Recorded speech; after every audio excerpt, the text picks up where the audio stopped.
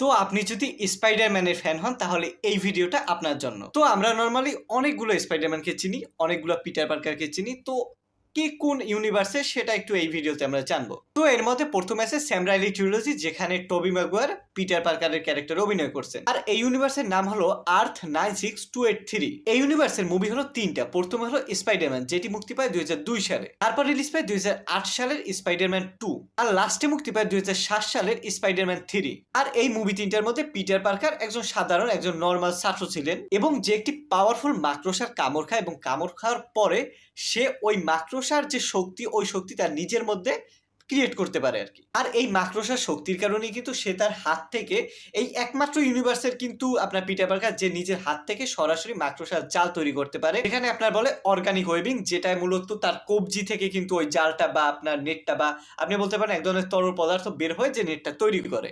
এরপর হলো second universe, যেটার নাম হলো আর্থ 120703, যেটাকে আপনি বলতে পারেন দ্য অ্যামেজিং স্পাইডারম্যান ইউনিভার্স, বা যেখানে অ্যান্ড্রু গারফিল্ড আপনার মূল ক্যারেক্টার বা পিটার পার্কারের ক্যারেক্টার অভিনয় করছে। এই ইউনিভার্সের প্রথম মুভি হলো দ্য অ্যামেজিং স্পাইডারম্যান, যেটি মুক্তি পায় 2012 সালে। এবং সেকেন্ডলি যে মুভিটা মুক্তি পায় সেটা হলো দ্য অ্যামেজিং স্পাইডারম্যান 2, যেটি মুক্তি পায় 2014 সালে। তো এখানে পিটার পার্কার মূলত ল্যাবে কিছু মাকড়সা দেখে যারা খুব শক্তিশালী নেট তৈরি করতেছে, এই অবস্থায় তাদের দেখে। তো তারপর পিটার পার্কার সেই জালের যে মেকানিজম ওই সম্পর্কে খুব ধারণা নেয় ভালোভাবে। তো তারপর সে তার বাবার কিছু সায়েন্টিফিক সূত্র ব্যবহার করে একটি যন্ত্র তৈরি করে, এই মেকানিজম ইউজ করে, স্পাইডারের যে মেকানিজম এটি ইউজ করে একটা ছোট যন্ত্র তৈরি করে, যেটা মূলত কবজিতে পরা যায় বা হাতে পরা যায়। আর এই যন্ত্রটিকে মুভির ভাষায় বলা হয় ওয়েব শুটার। তো পিটার পার্কার কি করে, ওই যে মাকড়সা, ওই মাকড়সাগুলো সায়েন্টিফিক স্পাইডার সিল্ক, যেটাকে আপনি বলতে পারেন এক ধরনের তরল এক ধরনের পদার্থ, যেটা ওই যে ছোট মেশিন, ওই মেশিনে ইউজ করে, মেশিনে ভরে, এবং তারপর যখন সে ওইটা থেকে ক্রিয়েট করার চেষ্টা করে বা কোনো একটা বাটন ক্লিক করে হাত থেকে,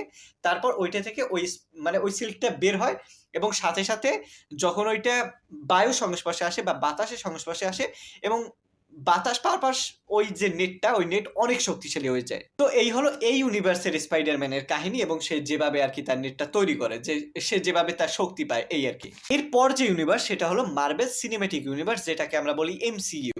আর এই ইউনিভার্সের মূল ক্যারেক্টার বা আপনি বলতে পারেন পিটার পার্কারের ক্যারেক্টারে অভিনয় করছেন টম হল্যান্ড। আর এই ইউনিভার্স হলো মূলত আর্থ 616। তো এই ইউনিভার্সের যে মুভিগুলো, তার মধ্যে প্রথম হলো স্পাইডারম্যান হোমকামিং, যেটা মুক্তি পায় 2017 সালে। তারপর হলো স্পাইডারম্যান ফার ফ্রম হোম 2019 সালে, এবং স্পাইডারম্যান নো ওয়ে হোম, যেটা মুক্তি পায় 2021 সালে। আর এই ইউনিভার্সে সিভিল ওয়ার, ইনফিনিটি ওয়ার এবং এন্ড গেমে কিন্তু স্পাইডারম্যান ছিল।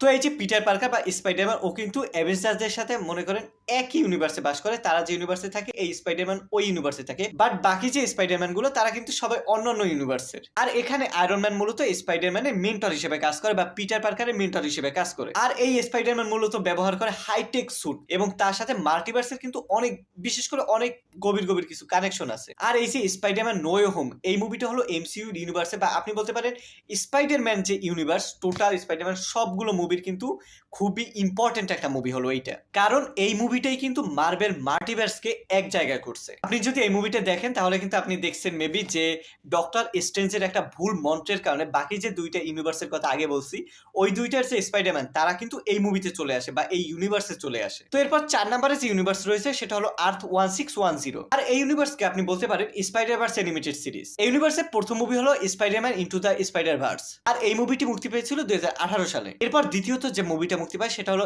স্পাইডারম্যান অ্যাক্রস দ্য স্পাইডারভার্স, এবং এটি মুক্তি পায় 2023 সালে। আর এই মুভি দুটো মূলত সরাসরি মাল্টিভার্স নিয়ে বানানো হয়েছিল। আর এখানের মূল স্পাইডারম্যান কিন্তু পিটার পার্কার নয়, এখানে মূল স্পাইডারম্যান হলো মাইলস মোরালেস। কিন্তু তার সাথে অন্যান্য ইউনিভার্সের কিন্তু অনেক স্পাইডারম্যান এসে এই মুভিতে অ্যাড হয়।